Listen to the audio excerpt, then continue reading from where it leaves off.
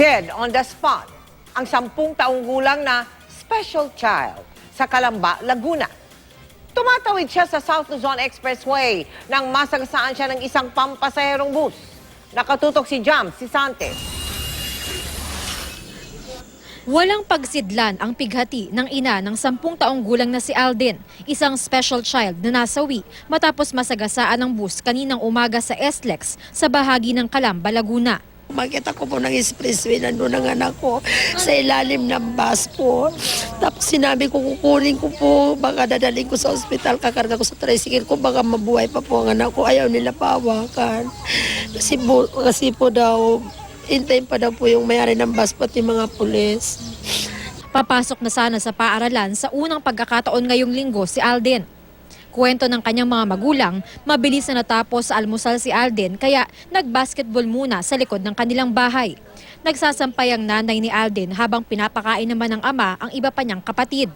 Kaya hindi nila namalayan na niyaya pala si Alden ng isang batang 3 taong gulang na hanapin ang nanay nito na mamasada ng tricycle. Nakarating ang 2 bata sa SLEX kung saan bigla raw tumawid si Alden. Doon siya nasagasaan ng isang bus na biyaheng pa Batangas. Yung bata, nananakbo, bit-bit niya yung sinilas. Sinilas. Sabi niya, Adin, patay. Sabi ng driver ng bus, mabagal naman ang takbo niya at nakapagpreno siya. Pero hindi na niya naiwasan ang bata. Kaya ako nahingi ng pamangin ng pasensya ng tawad dahil hindi naman talaga sinasadya yung pangyayari. Hindi ko rin alam na magkakameron ng tao doon na naglalakad kaya hindi ako masyadong kumbagay, ang alam ko lang talagang mga sasakyan lang na doon, expressway. Ayon sa pulis, posibleng kasuhan ng driver ng reckless imprudence resulting to homicide. Bawal maglakad sa gilid ng SLEX.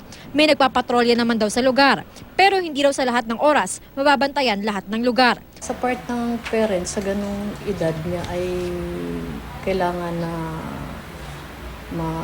mabantayan talaga, lalo na special child. Binabantayan ko talaga yon.